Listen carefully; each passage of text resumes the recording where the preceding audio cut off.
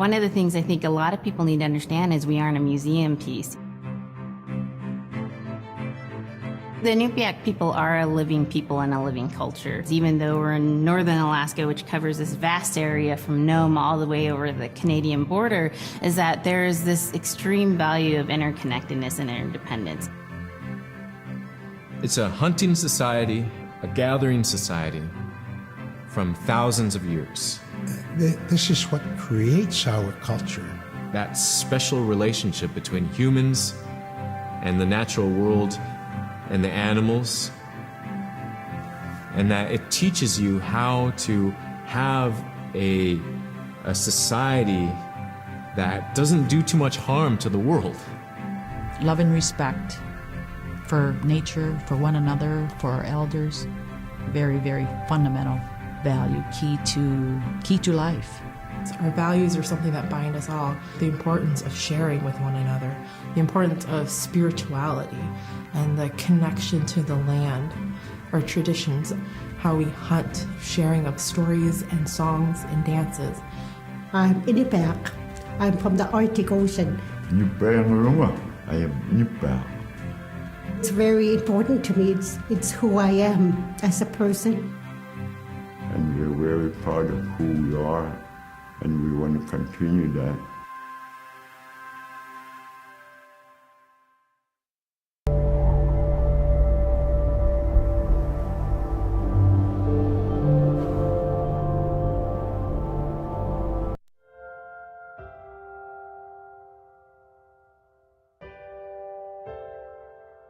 It'd be busy, busy, busy all through the day. You get up and you just go right to work, you know, right to work. There was always something to do. There was never any idle time. The only idle time we had was after we eat and before we go to bed. One of the older people would be just relaxing, laying down there and saying, you know, it'd be really nice to hear a story. And then just organically, someone would just start telling a story. Storytelling for the Inupiaq people is very important because it not only created that sense of community, but is a way to pass on wisdom to the next generation. It was like TV, you know? It was just like, it was as good as anything, any movie you've ever seen. And the storyteller told it so clearly that it was just as powerful as any of the greatest movie blockbusters you've ever seen. There was a reason behind the stories that we were told because they held traditional knowledge. They held things that we might need to know in life, whether it was about how to find food or how to survive, or it was about well-being and the importance of connecting with people and being a good member of the community. We all do stories. We all live in stories. We all tell stories to our friends. And they need to be told. They need to be heard.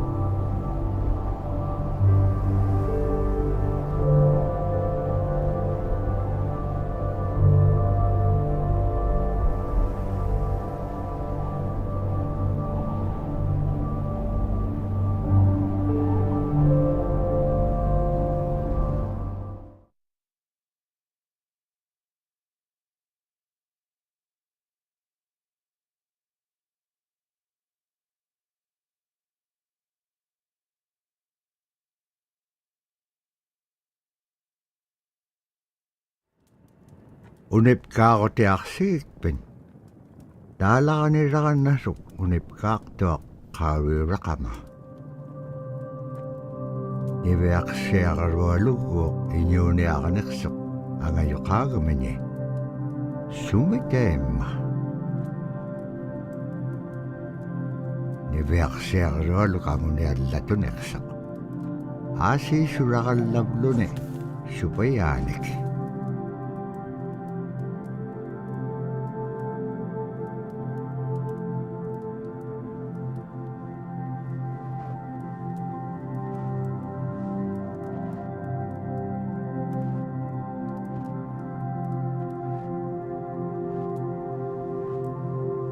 Inyo na ako din, ano kautigay? Ano huling alyak ano huling alyak pasyon Kisay ma panirni alyak sibut. Dibiak siya karulog, kisay ma isumekpok.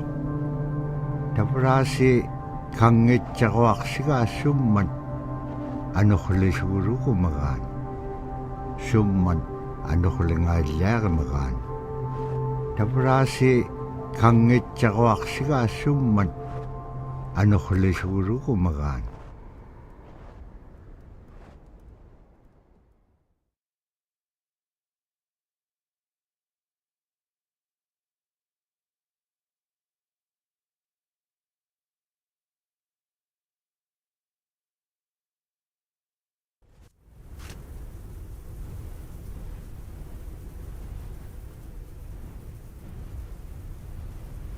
Ano hulik pa ito sunira ka na itsakon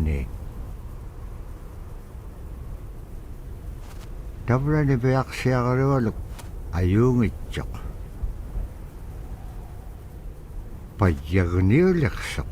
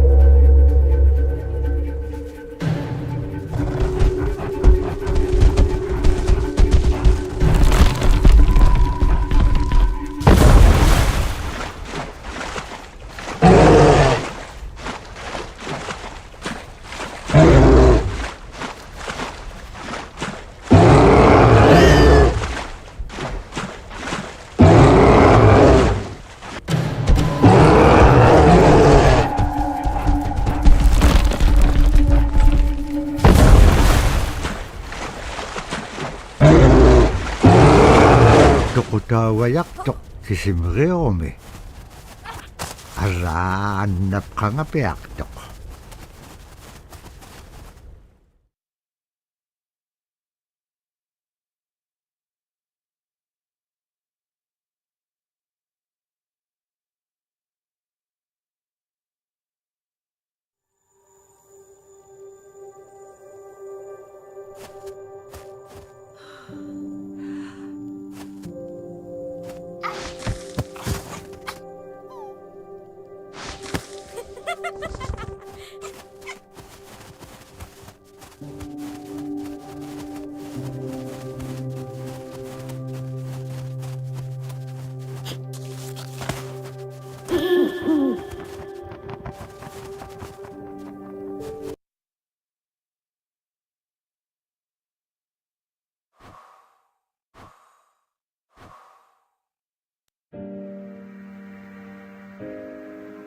So scrimshaw is this really beautiful method of art that's done either on baleen or ivory, and traditionally it was used to tell stories.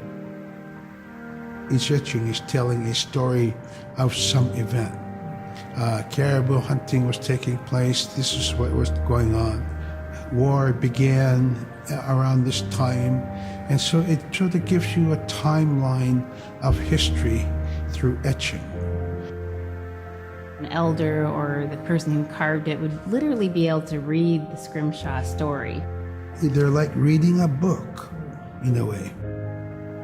A lot of the storytelling traditions would be things that after the storytelling was done, we'd just rely on the next person telling it.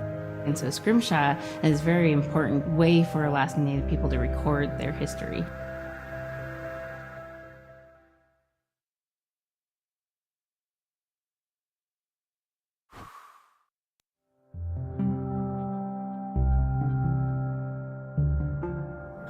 When I was growing up, my grandpa had a pet white fox.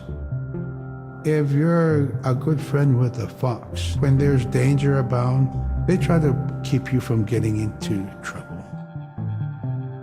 They pull tricks here and there, and foxes are like spoiled little kids in a way. When you let her out, she'd go prancing out in the snow, jumping in the air. I know she was happy then. Come running at me and jump on my chest, knock me backwards, lick my face, and I try not to let her. So that was my memory of my grandpa's pet fox.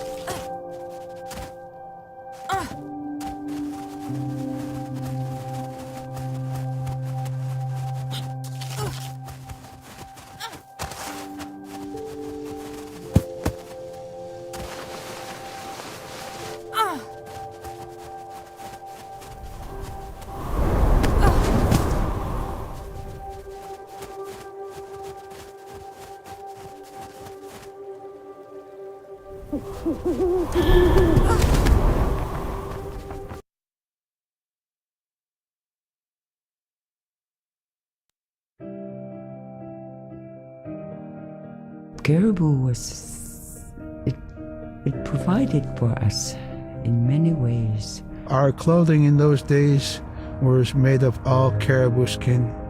I grew up wearing caribou pants, mittens, caribou skin mattress, blankets. Some people had boots that were made with wolf leggings, sealskin sole bottoms. Baleen was shaved to make insoles. They kept us quite dry and warm as well. But the caribou skin clothing was the best. We would get as many yearlings as we could for our outer clothing. And for heavy winter, we would get caribou in February or March because the hair was the longest and the skin was the thickest, and we would use those for our winter gear. With that stuff on, you could sleep outside in 50 below and it wouldn't bother you a bit.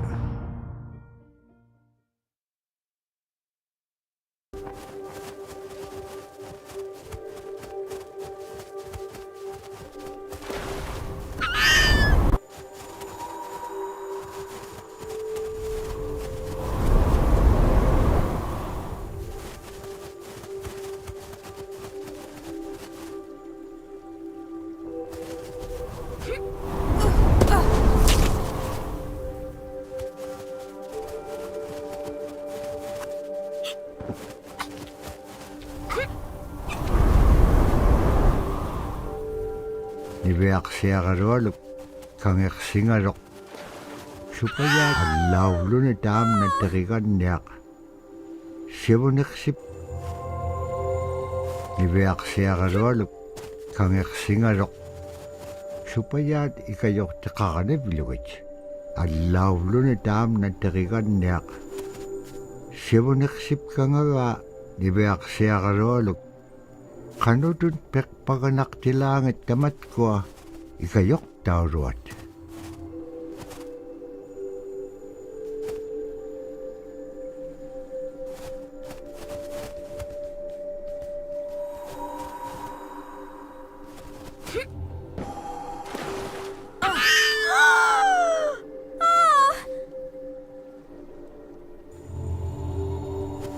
niviaqsiaqalualuk kangersingalok supayaat ikayorteqaranivlugit allauvluni taamna teriganniaq sivuneqsipkangaga niviaqsiaqalualuk qanutun peqpaganaqtilaangit tamatkua ikayoktauluat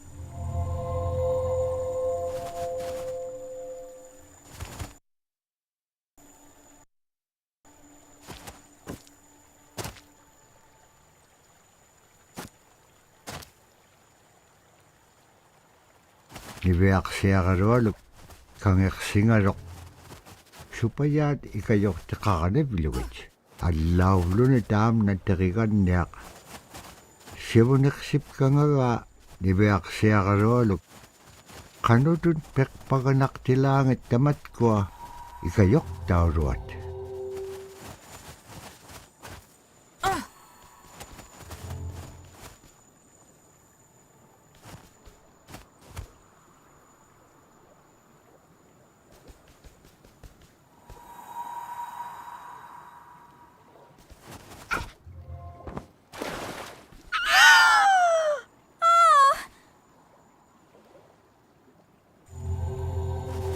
niviaqsiaqalualuk kangersingalok supayaat ikayorteqaranivlugit allauvluni taamna teriganniaq sivuneqsipkangaga niviaqsiaqalualuk qanutun peqpaganaqtilaangit tamatkua ikayokta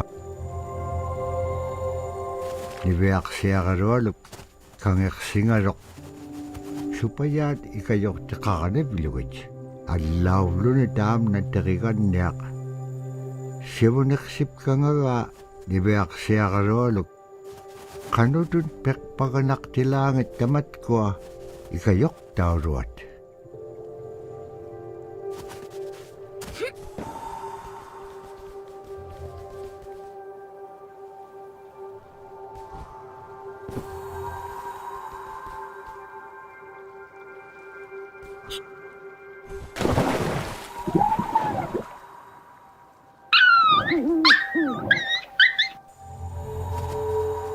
niviaqsiaqalualuk kangersingalok supayaat ikayorteqaranivlugit allauvluni taamna teriganniaq sivuneqsipkangaga niviaqsiaqalualuk qanutun peqpaganaqtilaangit tamatkua ikayoktauluat